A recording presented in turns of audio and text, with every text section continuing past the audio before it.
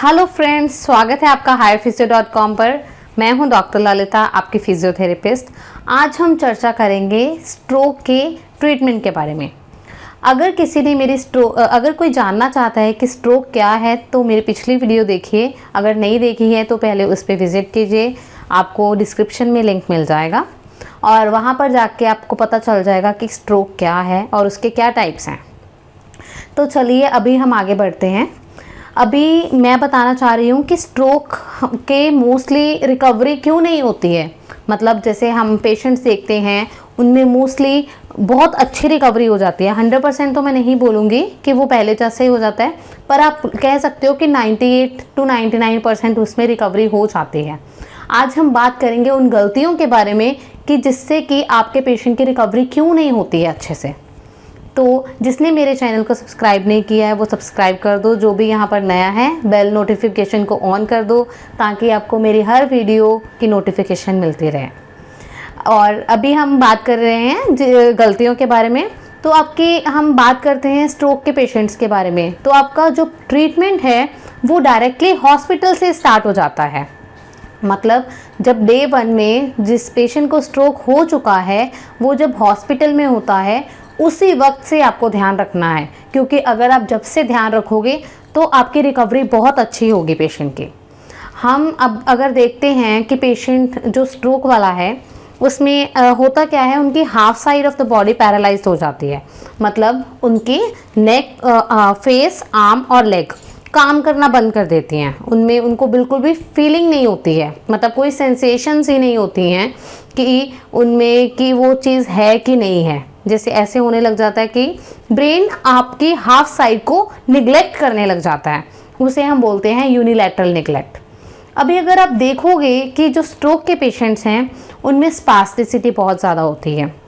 मतलब ये दो तरह से होता है आपका। अगर अपर मोटर न्यूरॉन लीजन है तो उनमें स्पास्टिसिटी होगी, और अगर लोअर मोटर न्यूरॉन लीजन है तो उनमें फ्लैसिडिटी होगी। अब अगर पेशेंट में स्पास्टिसिटी होती है और आप देखोगे उनमें कुछ साइनर्जिक पैटर्न्स डेवलप हो जाते हैं, जिसकी वजह से क्या है, उनका जो हाथ है वो ऐसे रहता है या फिर ऐसे रहता है। ठीक है, ये बहुत कॉमन साइनर्जीज हैं। अभी उन साइनर्जीज को नहीं बनने देना, उसके लिए आपको उनकी पोजिशनिंग करनी है। मतलब दिस इज़ वेरी इंपॉर्टेंट। अगर पेशेंट की साइनर्जी बन गई है एक बार तो उसे तोड़ना बहुत मुश्किल है।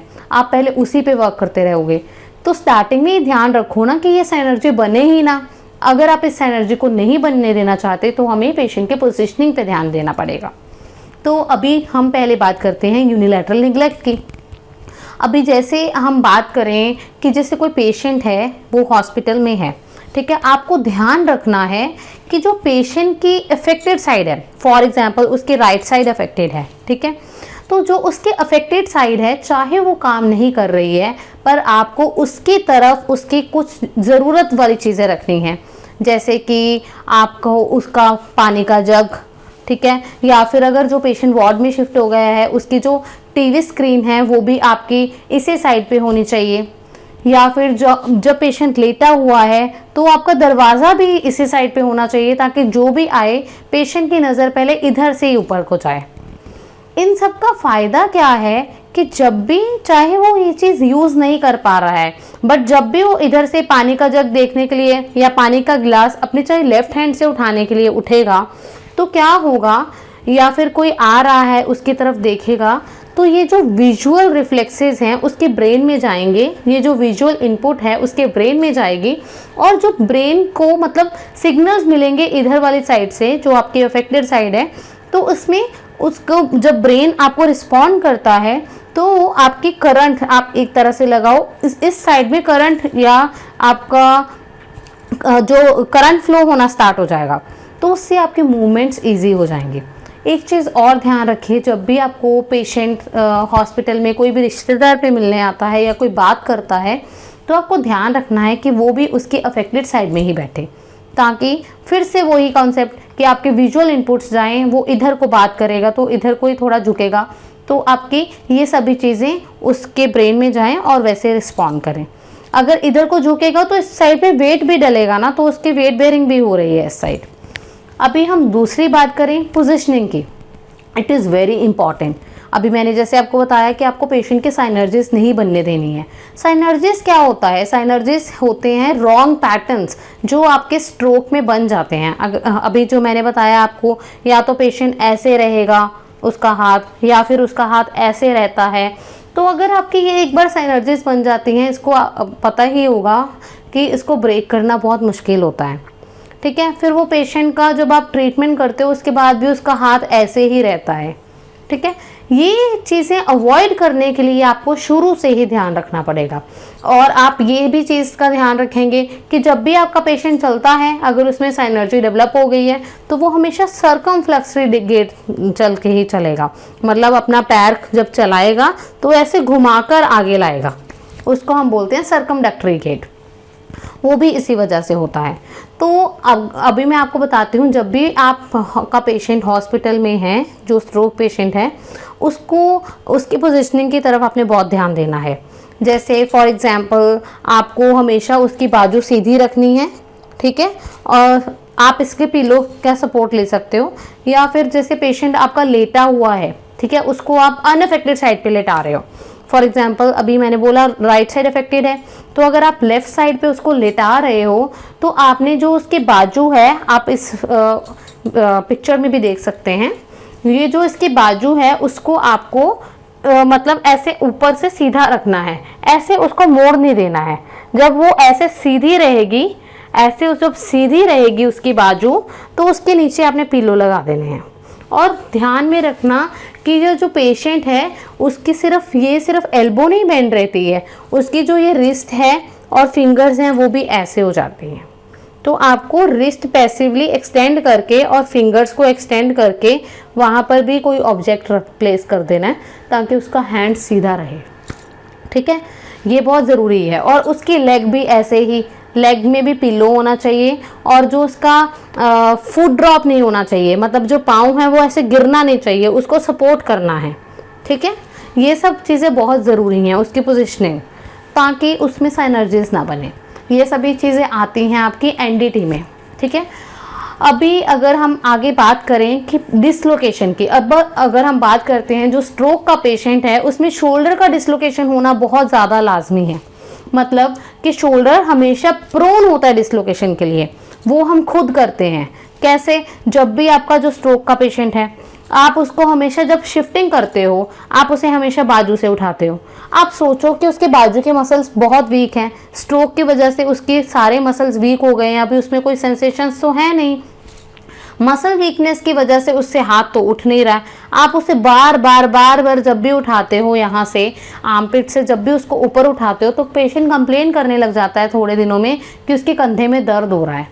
ठीक है, वो जब आप उठाते हो मसल्स बहुत ज़्यादा वीक हैं, वो और ज़्यादा वीक होते हैं। जो शोल्डर है आपका वो प्रोन रहता है नीचे डिसलोकेशन के लिए, क्योंकि नीचे उसको कोई सपोर्टिंग स्ट्रक्चर मिल नहीं रहा है, तो इसीलिए वो शोल्डर आपका डिसलोकेट हो जाता है।